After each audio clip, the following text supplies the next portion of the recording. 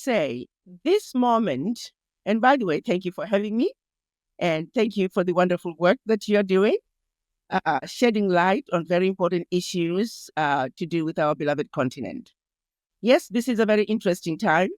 It is a very crucial time. It is a very important time that we are appointing a new chair of the African Union.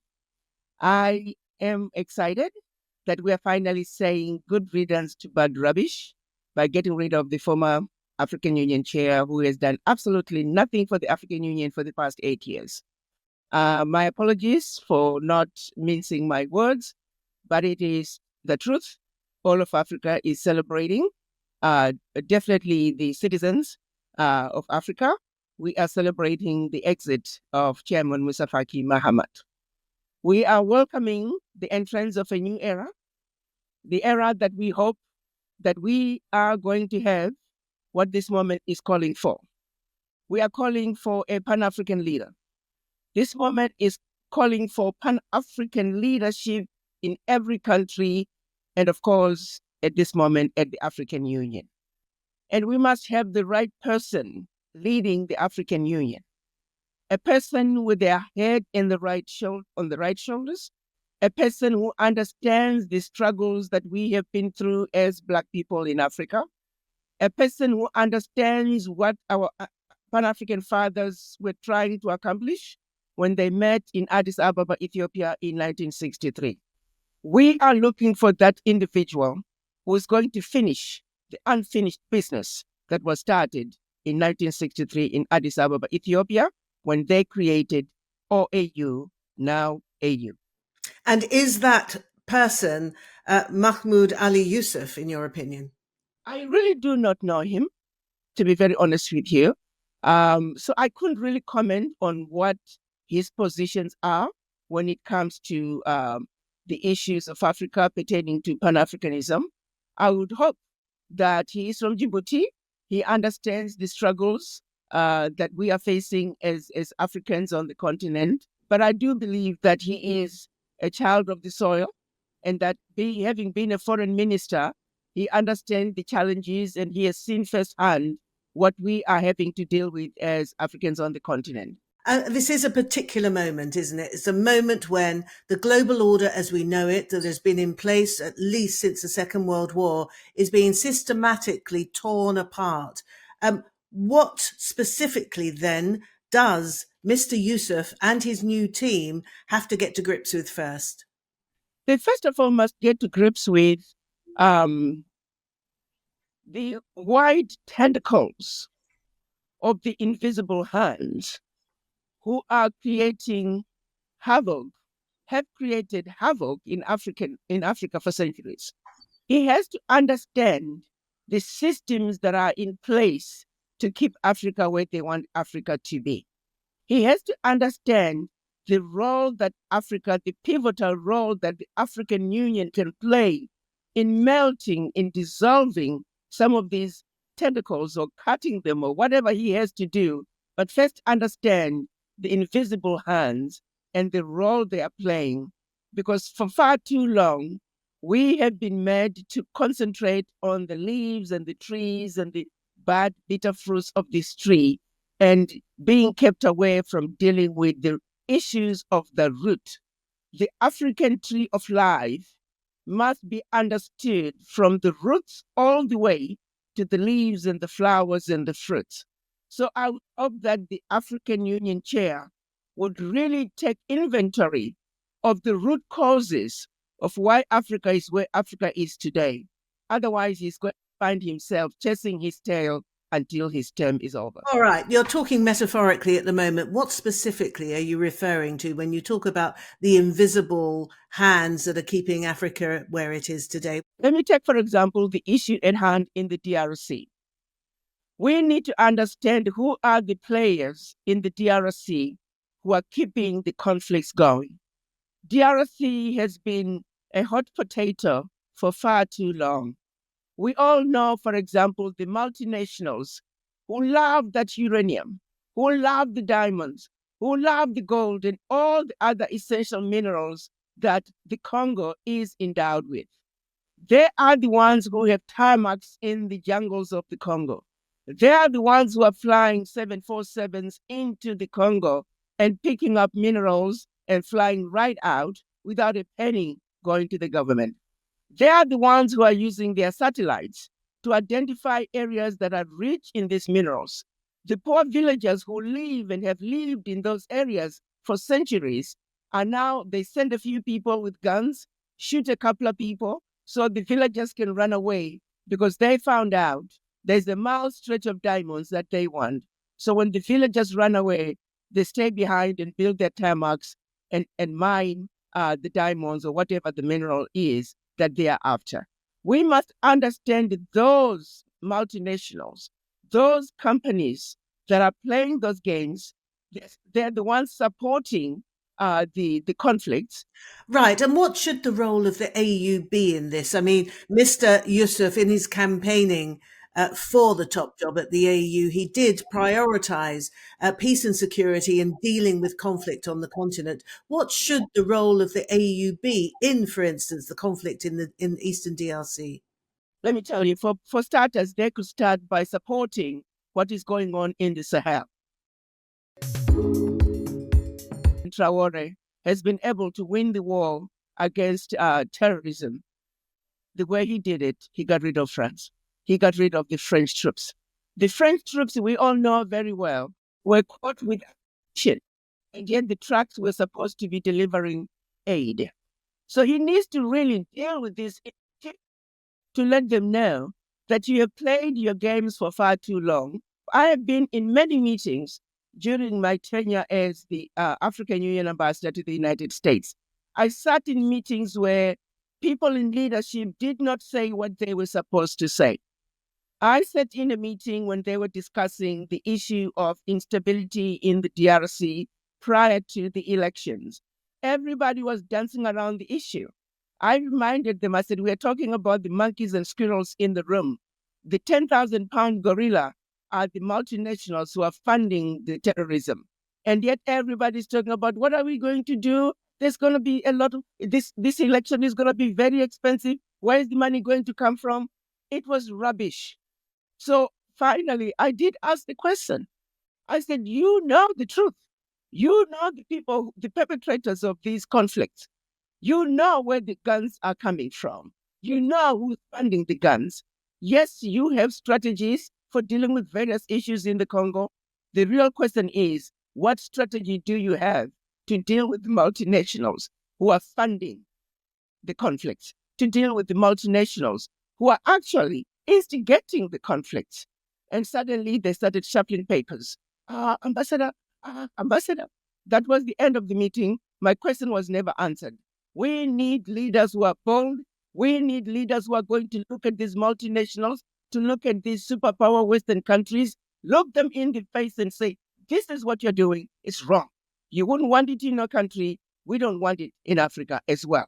You were pretty dismissive of Faki, the outgoing chair of the African Union. You said he hadn't done anything for 8 years or whatever. How far is the personality, the drive, the individual skills of the person in the top job, how far does that determine the nature of the work that gets done? Or is it an institution that needs completely overhauling?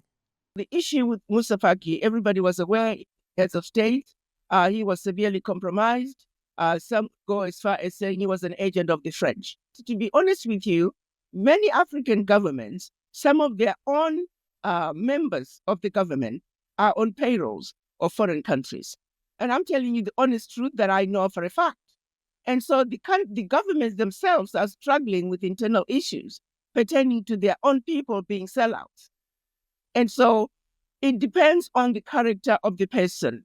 Are you willing to do what is right for the benefit of 1.4 billion people? Or are you going to be selfish and look at your own advancement? For example, we don't want an African Union chair who's going to use the African Union position as a stepping stone to becoming the head of state for his country.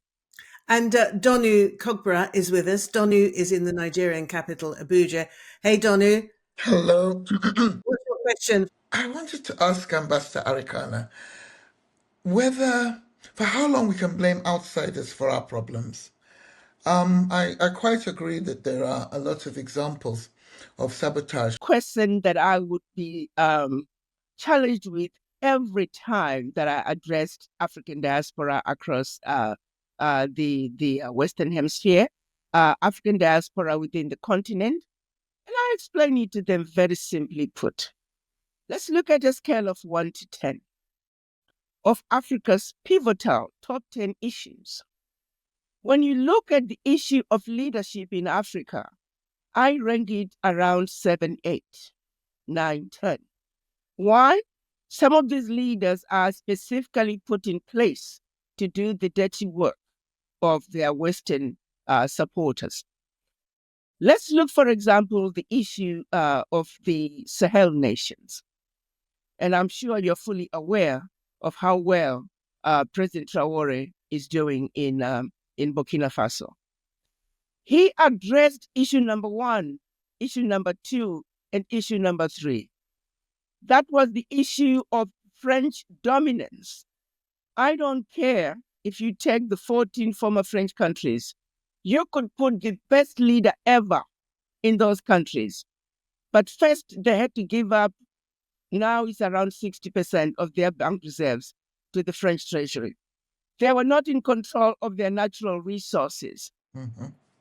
The local people could only access whatever was not wanted by French companies. French companies had first right of refusal to all minerals. They had given up their military control. Were you aware, my sister, that in those 14 countries, they could only purchase military equipment if approval was given by France? 9 times out of 10, approval was not given. Now, you are the new president, my sister, of Burkina Faso before Traore. You have given up your control of your finances.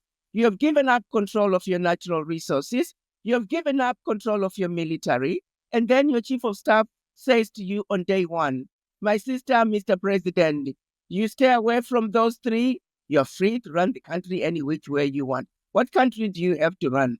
Now, Nigeria is a different story, let me say that. I was just going to say that. We have to look at corruption in Nigeria. We have to look at the right leadership in Nigeria. So we have to look at every African country individually. Every country has its own peculiar needs and issues that they have addressed. But still, let's prioritize. Let's understand these issues fully.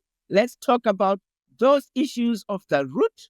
There are some serious number 1, 2, 3, 4, 5 issues that must be addressed in order for whoever is going to be in charge to truly make a difference. We have our leaders who are running to Europe to beg for $40 million when you've got trillions sitting in the ground. But when you try to do something about now taking over your minds, you are mislabeled. The media descends upon you.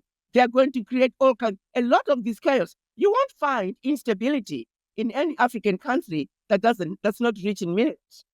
You will not find instability in a poor African country. Why? Because they have no interest there.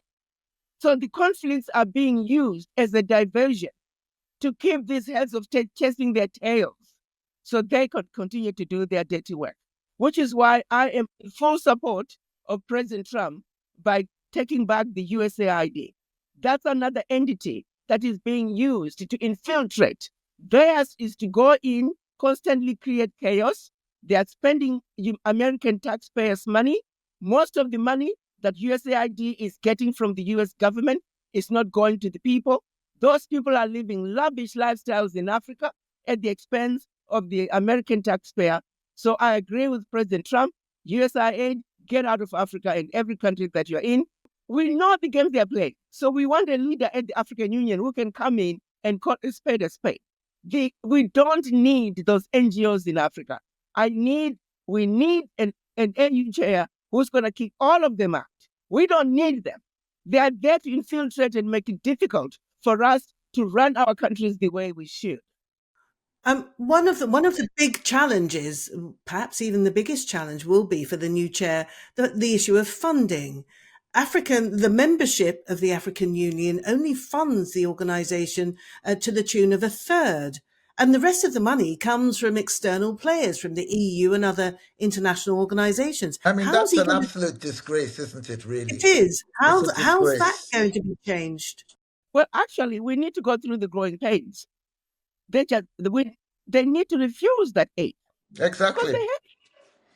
the countries have enough money. If they take the positions that are being taken by the Sahel nations are saying we keep our money.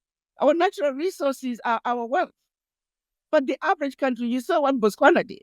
Botswana was getting 10% of their diamonds, and they had to fight to get 25%. And here now they're fighting to get 50%. What kind of stupidity is that? These are your own diamonds. That the BS comes in and say, we're going to mine them and we'll give you 10%. We're going to mine them, you have to fight to get 25%. Now they're fighting to get 50%. Well, let's do better. King De Beers out of Botswana. Botswana must benefit 100% from its diamonds. My dear sister, you're quite right about so many of these things. And indeed, there's a lot of support for the Sahel countries. I have told France to go away, and we're hoping that they'll do a lot better on their own. And if they must reconnect with France in future, that it'll be a healthier relationship. But I don't agree with you on issues like the claim that wherever there's conflict, there's foreign interference. Because I come from a place called Ogoniland, which is a conflict area in Nigeria, sort of. I think, Africans are perfectly capable of turning on each other without having their sort of like strings pulled by America or anybody else. I mean, Africans are human beings, flawed as flawed fundamentally as Americans or anybody else. And they're quite capable of creating totally useless and destructive conflicts without anybody else telling them what to do. We're not complete puppets. In both good and evil, we have agency, you know?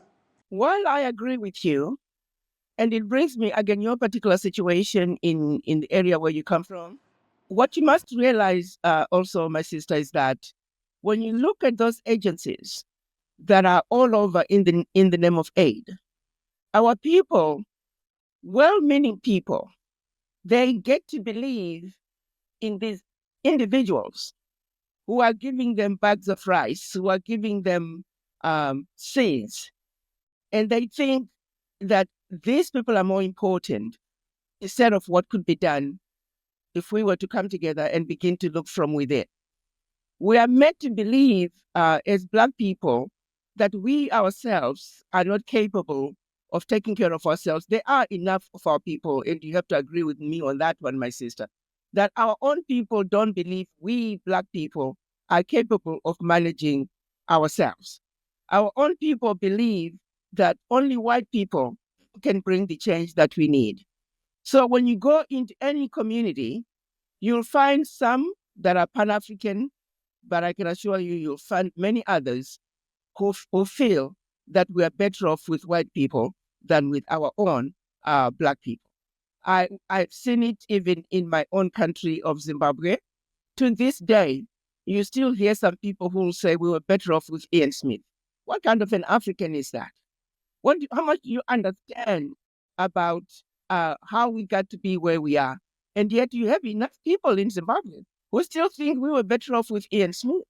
We continue to have more and more Africans who are willing to risk it all, like they did in Burkina Faso, Niger, and Mali, because this is what this moment is calling for. This moment is not calling for comfort. Change is not easy, and change is not going to come through comfort. Comfort is not going to bring you the change that you need. We need Africans who are ready to be made uncomfortable, Africans who are ready to come together and suffer for the betterment and ultimately what's best for the continent and hopefully betterment for our children and generations to come. I do hear this thing about the colonialism having been better than what we have now here in Nigeria and in other African countries I've visited. And I don't think people really want white domination and insults. I think what they mean is that when white people are greedy or awful, they're also productive simultaneously. You know? So a white person, like, I don't know, I can name any number of awful white people who are heads of state, but they always build the roads and the hospitals, and they always have the 24 hours electricity. Do you know what I mean? Whereas black people tend to be just destructive without much constructiveness attached to it. Do you understand what I'm saying? I get what you're saying, but let me say this, my sister. Again, if you were to be the president of a country, wouldn't it be nice if you could be allowed to run your country Of course. without interference? Wouldn't it be nice for you to run your country without spending 50, 60% of your GDP paying for loans that were created by the ones before you, paying for loans that were intentionally created? But it's Mnangagwa's problem that some white man is sabotaging him and messing up his chances of doing a good job? Or is he just a lousy leader? It's not just him. You know, there's so many of them. Why do we keep on blaming white people? Well, the truth of the matter is, I'm not sure where you're getting your news from. That's another issue where the truth is not being told, where the Western media, with their influence, they don't want to hear the truth. They want to exaggerate or at least push the agenda that serves what they are doing. If you go to Zimbabwe one of these days, I would like for you to join me in Zimbabwe. Zimbabwe is moving forward. Roads are being built, dams are being built, development is taking place. So you are listening to the wrong media, my sister. But I can tell you, going back to Nigeria, I just think, look, you know what? We had 11 power cuts in an hour this morning. That ain't no white people caused that. It's us. Ambassador, can we get back to our new man at the top, Mr. Yusuf, who we've kind of forgotten in all of this? He comes from Djibouti.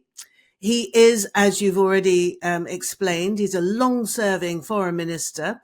He obviously knows the Horn of Africa very well. He must know the lay of the land in Sudan. How would you expect him to grapple with this seemingly intractable problem that we're facing in Sudan? Again, when you look at the situation in Sudan, Sudan is a very special case. Starting from the many coups that have occurred prior to the situation that we're dealing with. And I struggle with trying to understand where these divisions keep coming from. Who is funding these people to continue to wage these wars among ourselves? Yes, there's an element of greed among the leadership. These were people who were once friends. These were people who once worked together. But we do know how pivotal Sudan is to the West. Its location, its access to the ports, and of course its natural resources. There are things that Sudan has that the West wants. So let's not ignore that. Yes, our brothers need to work together. Our brothers need to put their selfish agendas aside. But I still go back to saying, if we can just be allowed as African leaders to run our countries without interference, that is where the biggest problem is. Yes, our leaders do better.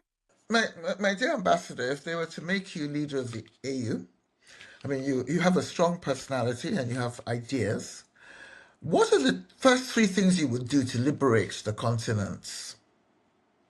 But to be honest with you, my thing would be to make sure that our people are well informed.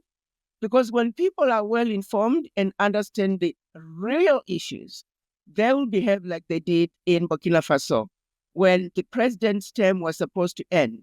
Because the people understood the issues, they're the ones that came to the streets and forced their leadership to change the constitution that allowed a good leader to stay. Our people need to know the truth. I would dialogue with the entire continent. I would make sure, because most people, until I started talking about the Pact for the Continuation of Colonization and exposing what France was doing to Africa, majority of people did not know. So it is through knowledge and education and genuine understanding. Let's empower our people. And we need to have our own media. That's something I pushed even when I was at the AU, to have our own Pan-African media that can tell our people the truth. For the most part, our people are getting their news from the Western media with their own agenda. So I would tackle information dissemination of the truth, and nothing but the truth to the people. As you have seen in the Sahel, when people were armed with facts and the truth, people acted.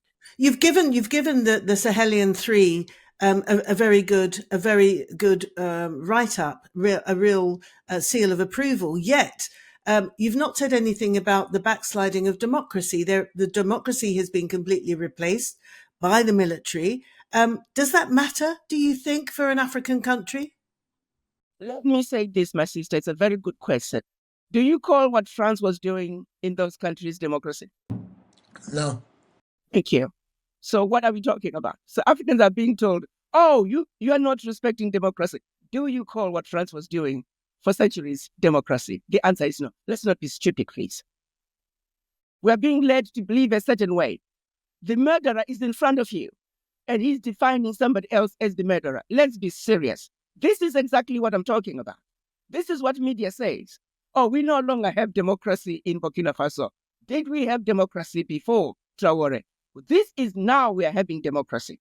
When people took to the streets because they want the constitution changed, they wanted their leader to stay in place, where else have you seen that happen?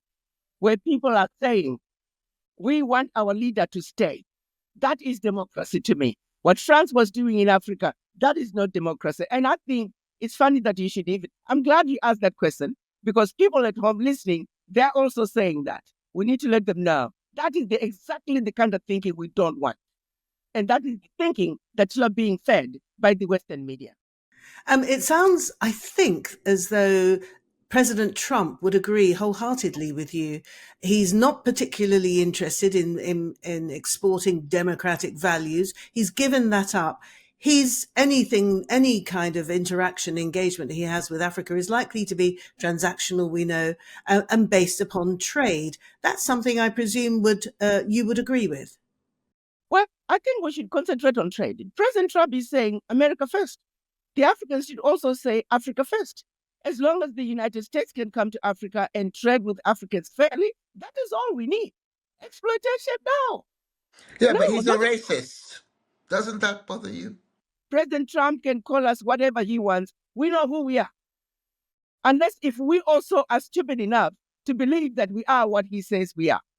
This is about trade. The point is, that is who the American people chose. And we got to trade. Okay.